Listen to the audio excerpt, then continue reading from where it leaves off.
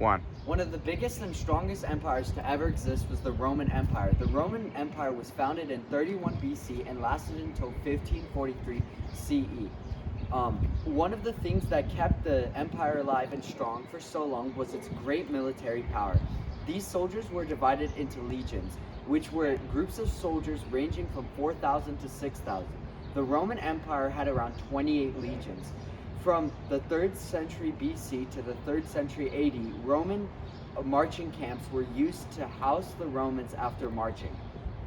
The average Roman army would travel 20 miles per day with armor and their weapons. The Roman soldiers had to wear helmet, cassis, armor, lorica segmental, tunic worn under armor, focal and cingulum, a sword, calisdios, shield, sceptum, boots, caligagae, and throwing spear, pilum. After a long day of marching with all the gear, the soldiers would have to build these camps in order to rest and continue the next day. It is believed these camps would take 3 to 5 hours to build, and 21,000 soldiers since it was built in the evening. Then they were to take it down in the morning. These camps were huge and had enough space for approximately 25,000 soldiers on the top of animals and equipment. The camps were also used to demonstrate and show their military mass and power. Since Romans were known for their aggressive military background, they used these massive camps in their marching camps to demonstrate their full military extent. Furthermore, these camps were built both defensively and offensively. Defensively, the camp was built in the center in case of retreat and as a strong base to fight or defend. Offensively, the camps were used as an area to prepare for assault. About the project. For this project, we tried to build a mini model for the Roman camp. The steps were taken in the planning and the overall structure of the camp.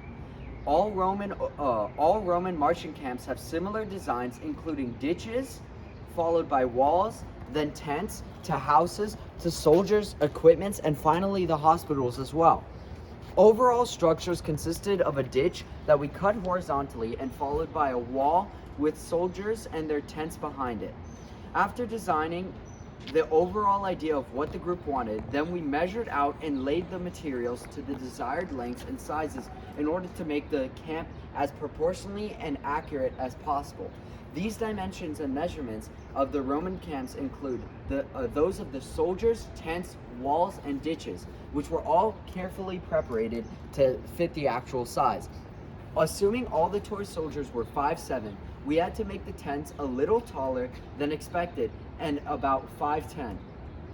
The ditches was approximately 4.9 feet deep, 4 feet 9 inches deep, meaning when a soldier is placed into a ditch, it was a little taller than the ditch. The width of the ditch was more than half of the soldier's body when laid across. The walls were about double the size of each soldier in order to secure possible security from any enemy threat. Finally, we painted and added a lot more details such as the grass and bushes to make it more accurate. Our sources included wayfairhistorynetwork.com, thedailymail.co, and the primaryhomeworkhelp.co UK.